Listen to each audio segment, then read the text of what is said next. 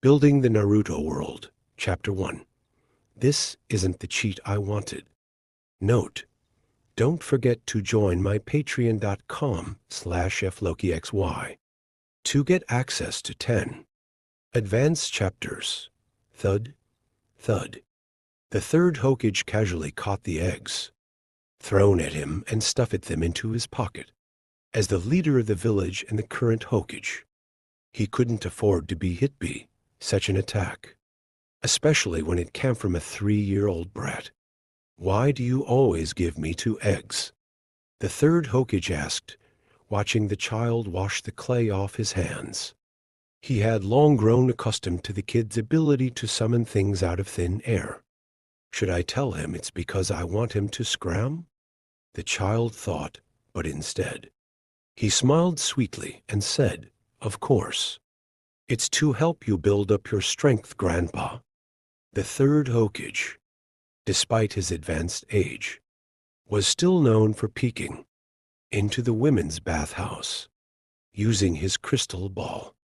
His frail appearance and weak voice made the gift of 2 eggs seem like a reasonable gesture. "This is your allowance for the month," the third Hokage said, placing a few bills on the small table next to him. The table, like many other items in the room, had been summoned by the child. The bed, potted plants, chairs, mirrors, sofa, wall clock, an empty fish tank, and even a bird cage without a bird, all of them had appeared out of nowhere.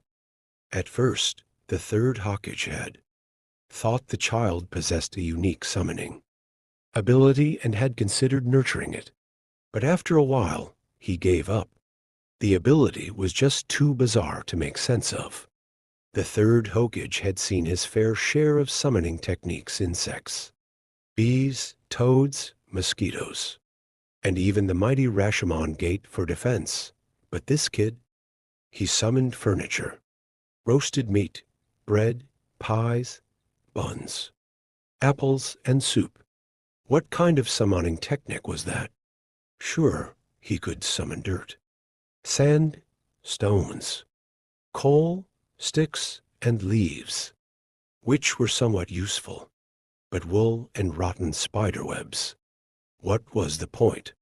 Wooden planks, broken glass, ropes, nails, needles, paper, and balls of yarn. The most offensive thing he could summon was a brick, and the most defensive was a pot. What kind of summoning technique was